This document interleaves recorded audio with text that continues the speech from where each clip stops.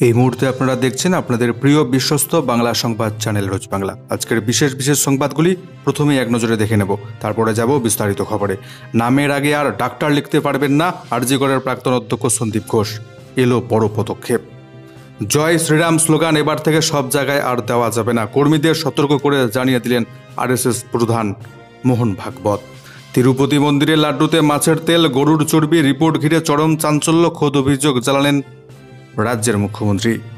ব্যবসায়ীকে অপহরণের অভিযোগে সিআইডির হাতে গ্রেপ্তার বারাসতের তৃণমূল কাউন্সিলর। প্রাক্তন আমলার ঘরে ইডির তল্লাশি, চণ্ডীগড়ে মিলল হীরের খনি, কোটি কোটি টাকার সোনা।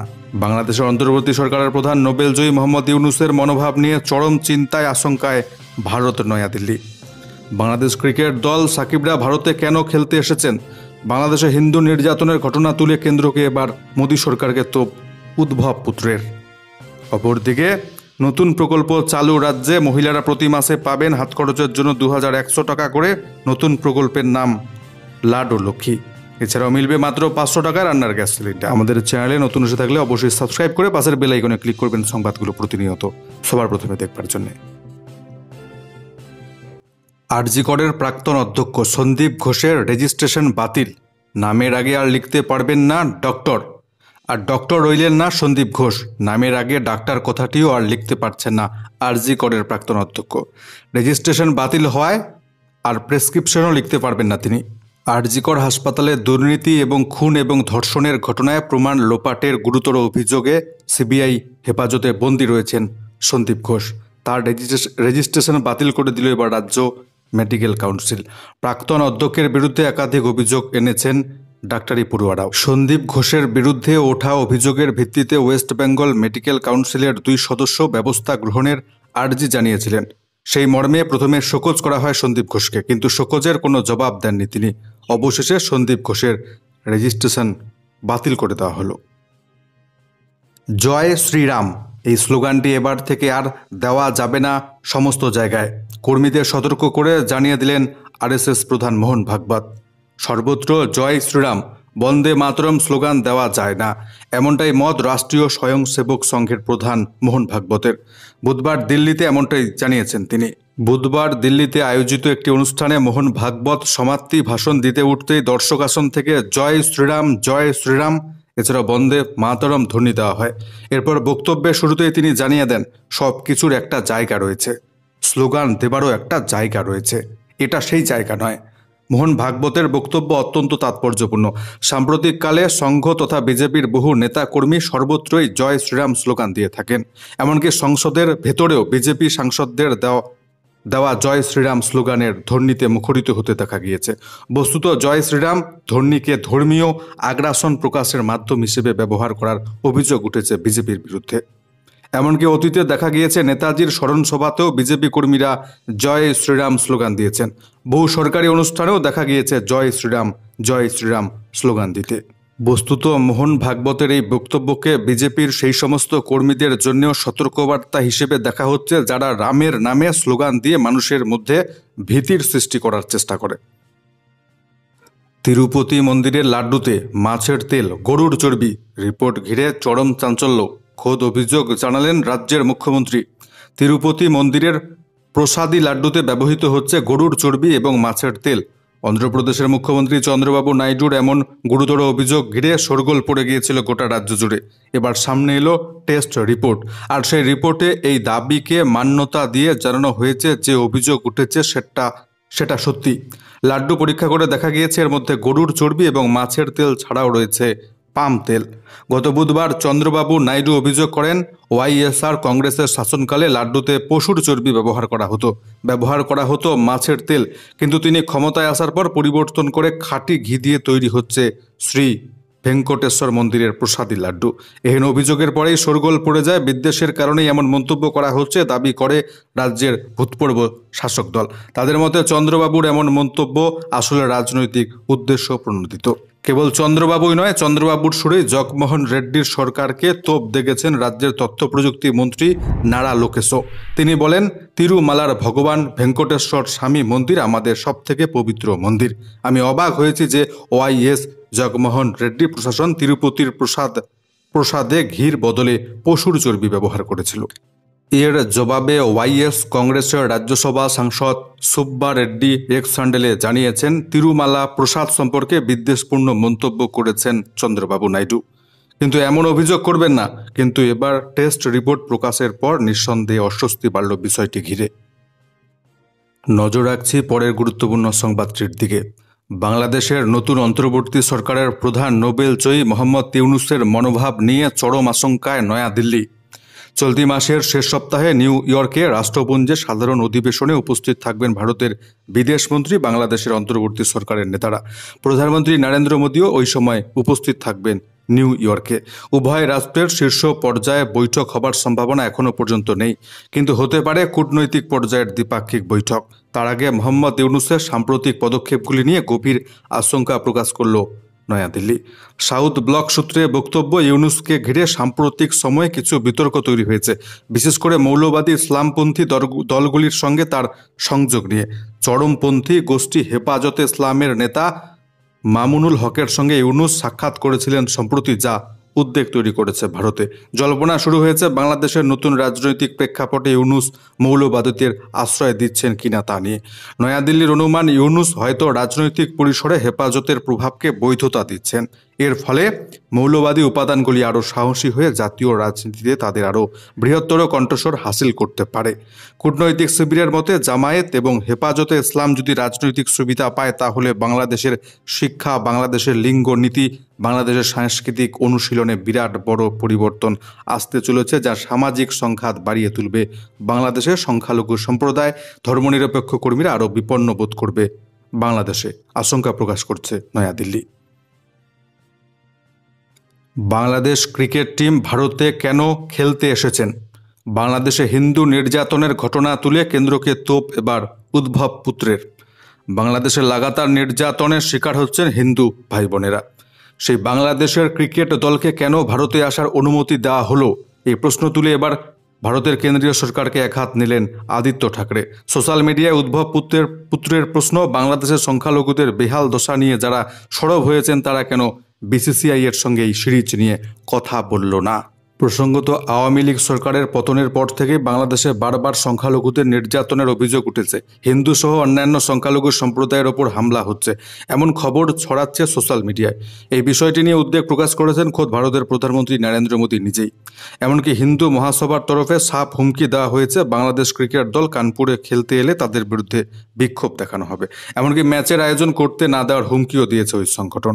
তবে যাবতীয় চোখ রাঙানি উড়িয়ে বৃহস্পতিবার থেকে চেন্নাইয়ে শুরু হয়েছে ভারত বনাম বাংলাদেশ টেস্ট সিরিজ। কিন্তু সিরিজের মাঝে শিবসেনার উদ্ভব শিবিরের তরফে প্রশ্ন তোলা হলো, বাংলাদেশের ক্রিকেটারদের কি আদৌ ভারতে এসে খেলার অনুমতি দেওয়া উচিত? পাল্টা বিজেপির দাবি, বাংলাদেশকে এহেন পরিস্থিতিতে ভারতে খেলতে আসার অনুমতি দেওয়া উচিত নয়, কিন্তু খেলা চালিয়ে যেতে হবে আইসিসির বিষয়টি মাথায় রেখে। ব্যবসায়ীকে অপহরণের অভিযোগে সিআইডির হাতে গ্রেপ্তার এবার বারাসতে তৃণমূল কাউন্সিলর। করা হলো দল থেকে বহিষ্কার। ত্রিপুরার এক ব্যবসায়ীকে অপহরণের অভিযোগে বারাসতে তৃণমূল কাউন্সিলরকে গ্রেপ্তার করল সিআইডি। তৃতীয় কাউন্সিলরের নাম নির্মল সর্দার। ওই ব্যবসায়ীকে অপহরণের ঘটনায় এর আগে 7 জনকে গ্রেপ্তার করা হয়েছিল। মিলনকে দল থেকে বহিষ্কারও করেছে তৃণমূল। বারাসতের সাংসদ কাকলি ঘোষ দস্তিদার দল থেকে মিলনকে বহিষ্কারের কথা জানিয়েছেন। সিআইডি সূত্রে খবর, অতীতে ত্রিপুরার বাসিন্দা, বর্তমানে উত্তর 24 পরগনার ব্যবসায়ী দেবব্রত দেকে মোটা অঙ্কের মুক্তিপণের জন্য 2 দফায় অপহরণ করার অভিযোগে বৃহস্পতিবার গ্রেপ্তার করা হয়েছে মিলনকে। বারাসত থেকেই তাকে গ্রেপ্তার করা হয়েছে। মিলনের বিরুদ্ধে অভিযোগ, দেবব্রতকে অপহরণ করে মুক্তিপণ দাবি করেছেন তিনি। খড়দহের একটি আবাসনের পার্কিং লট থেকে দেবব্রতকে অপহরণ করা হয়। ওই আবাসনে এক পরিচিতের বাড়িতে গিয়েছিলেন তিনি। ঘটনার দিন কয়েকজন অস্ত্র দেখিয়ে সেখান থেকে তাকে জোর করে গাড়িতে তুলে নিয়ে যায় বলে জানা গিয়েছে। তদন্তে নেমে অপহরণের একদিনের মাথায় সিআইডির স্পেশাল অপারেশন গ্রুপের গোয়েন্দাদের একটি দল বারাসতের ওই আবাসনে হানা দিয়ে দেবব্রতকে উদ্ধার করে। ঘটনাস্থল থেকে গ্রেপ্তার করা হয় 6 জনকে। তারা সকলেই এই অপহরণ চক্রে যুক্ত বলে সিআইডির দাবি। পরে গ্রেপ্তার করা হয় গাড়ি চালককে। বর্তমানে ধৃত 7 জন পুলিশি হেফাজতে রয়েছেন। তাদের মধ্যে একজন প্রাক্তন পুলিশ কর্মীও রয়েছেন বলে জানা যাচ্ছে। তদন্ত চলাকালীন অপহরণের সঙ্গে যুক্ত সন্দেহে মিলনের নাম উঠে এসেছে। বৃহস্পতিবার তাকে গ্রেপ্তার করে সিআইডি। প্রাক্তন আমলার ঘরে ইডির তল্লাশি চণ্ডীগড়ে। মিলল হীরের খনি, কোটি কোটি টাকার সোনা। উত্তরপ্রদেশের প্রাক্তন আমলার বাড়িতে হীরের ভাণ্ডারের হদিশ মিলল। শুধু তাই নয়, কোটি কোটি টাকার সোনা উদ্ধার করা হয়েছে। লোটাস 300 প্রজেক্ট মামলায় দেশের বিভিন্ন জায়গায় তল্লাশি অভিযান চালাচ্ছে এনফোর্সমেন্ট ডিরেক্টরেট। তার মধ্যে যেমন রয়েছে দিল্লি, নয়ডা, মিরাট এবং চণ্ডীগড়। সেই সময় প্রাক্তন আমলা মহিন্দর সিংয়ের বাড়িতে তল্লাশি অভিযানে যায় ইডির একটি দল। ইডি সূত্রে খবর, প্রাক্তন IAS মহিন্দরের ঘরে তল্লাশি চালানোর সময় প্রচুর হিরে, সোনা উদ্ধার হয়েছে। 12 কোটি টাকার হিরে উদ্ধার হয়েছে প্রাক্তন আমলার বাড়ি থেকে। এছাড়াও 7 কোটি টাকার সোনা পাওয়া গিয়েছে। মহিন্দর উত্তরপ্রদেশ ক্যাডারের IAS। 1977 সালে IPS পরীক্ষায় পাস করেন। 1978 আমলা হন। 2012 সালে অবসর নেন এই প্রাক্তন IPS। আগামীকাল শনিবার দিল্লির নতুন মুখ্যমন্ত্রী হিসেবে শপথ নিচ্ছেন আম আদমি পার্টির নেত্রী আতিশি। দেশ পাচ্ছে 2 জন মহিলা মুখ্যমন্ত্রী।